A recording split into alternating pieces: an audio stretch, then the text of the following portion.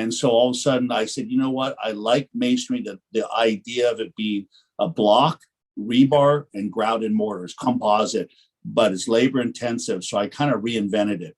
And so what I did was I said, rather than using human beings to glue all these blocks together, why don't I come up with a larger hollow masonry unit? Because I read the codes, and I basically made a 24-foot long block, and it's 4 blocks high. So it's massive. So it equals 72 little blocks. We pick one up every 15 minutes with a little crane, very small crane, because again, they weigh about 2,500 pounds.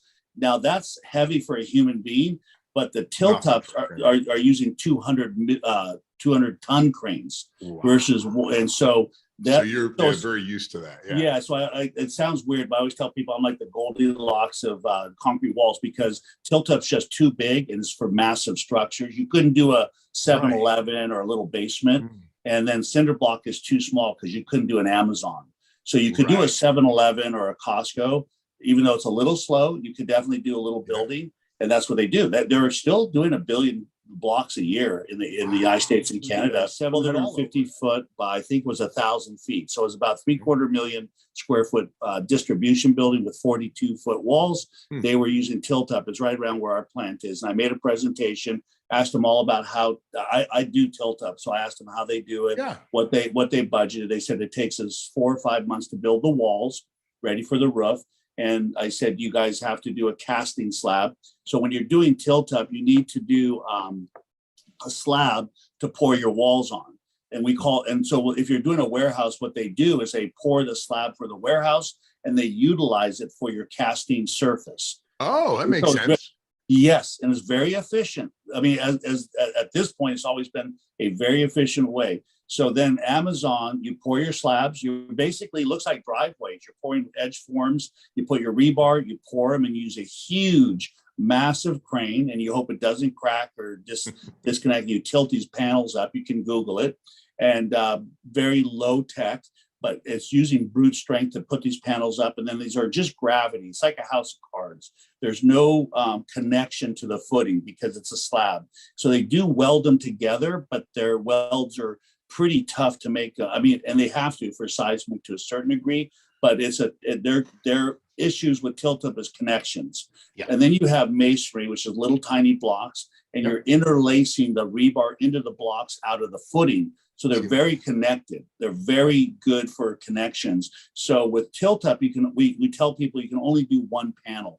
So this Amazon building had 42-foot walls. So they're literally 24 feet wide by 42-foot tall panels that they tilt up, and they go around and they just tilt these panels.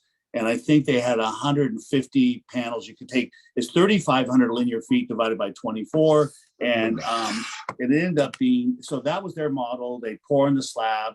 So the critical, and again, this is a little technical, but it is important to know, the critical path to build a tilt-up warehouse building is you pour your slab first. You put your electrical, your plumbing, everything underneath it. You put your rock in, and then you put your column footings for in the field. And then you no footing because the panels sit on this weird other footing about 6 feet away. And then you pour your slabs and tilt them up. And then you have to put a little footing that connects the slab to the footing 6 feet away. It's called a closure footing. And then and they brace them.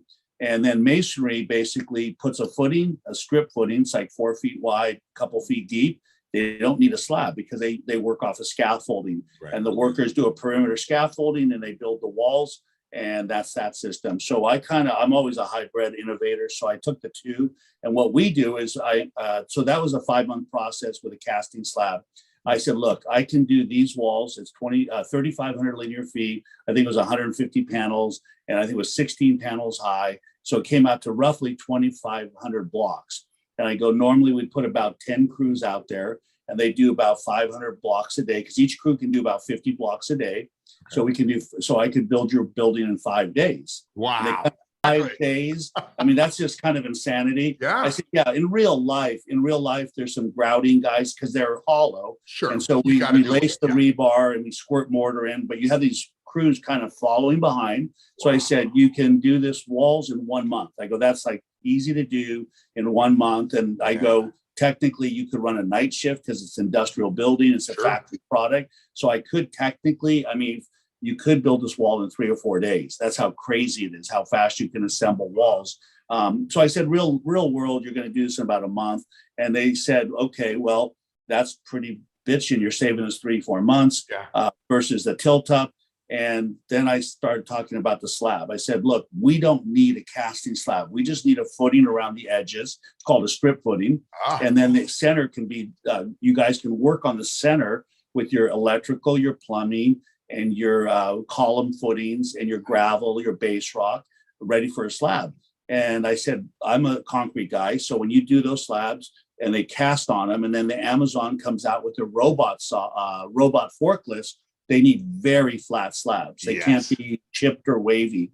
So what you have to do when you cast your slabs, when you cast your slabs, your wall on a casting slab, and then you pick them up, they get chewed up. There's little, because you're putting wood and screwing them down onto the slab, and they just chew them up. And the slab guys hate it, and they crack them because the things get stuck.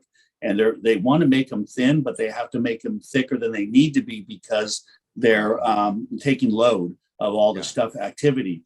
So I said, with our system, you build the buildings, you work parallel to us, and then you put the roof. The roof guys come with roof panels and trusses, and they build them out in the parking lot areas. And then you can put those right behind our walls. And then you have an empty building, 750,000 square feet, with all your gravel and base rock done, parallel to what we build. Take a month to build our walls. You're inside. Roof guys just follows behind it. So they just 1 month, literally, they're 1 week trailing behind it. So in 6 weeks, you're all done with your building. That's how easy it is. And then the slab guy comes in, kind of like carpeting or hardwood floor. He comes in, puts a slab in a roof with no sun, no rain, no wind, and you can do it thin, because when you do a thin slab, it's good for the robots and it's very strong. But if you're going to put tilt up, they almost have the cranes sometimes have to crawl on them. The slabs those slabs are stuck.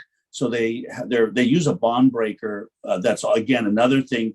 When they put this bond breaker to not let the wall panel building on the slab stick, they use a chemical oil, and then that has to be sandblasted off, because when they go to patch the slab, they have to almost coat the whole thing to make it super flat for the robot thing. So there's all this process. So I said, we can just come in. The guy, literally like the last guy that leaves out of the building, is this pristine, fresh slab with laser levels. That's how you do it. And no one will ever touch it. And the slab guy goes, oh my God, that's like a dream. That's like our fantasy is to go inside a building with no wind, no heat, because that's curling, cracking, no rain that delays us, ruins our finish. I mean, there's all this risk involved. It's all about risk. And so we do that. We could almost take another month off their critical path, because, so we end up saving them 4 months maybe. Well, that translates to about a third of $350 million of revenue that they would capture with that 4 months, maybe even more. I mean, and then I wanted, and our block system is so efficient, and the technology that I'm developing to make my blocks is so efficient that we're able to have huge margins with our blocks. So there's been a big issue out in our market. I don't know how to tell you. Okay. So, and we're expensive labor compared to your labor. Our Bay Area labor is brutal. I think a block guy laying blocks right now, if you wanted to build a house at a block, they're charging $100 an hour for the contractor to the owner charges $100. You got a guy out there gluing blocks together. So that's how brutal the costs are out here. So I kind of check all these boxes. It's a great model. Our margins are 70-80% with the manufacturer side. I'm letting the contractors have the same margin, and instead of taking 2-3 months to do it, they can do it 2-3 weeks. That's amazing. And so they're making more money with less people. So the contractor's happy. I make the block as a manufacturer. I'm happy. Amazon's thrilled. I've always sold to the owners and developers, because they're the ones that really benefit from the speed.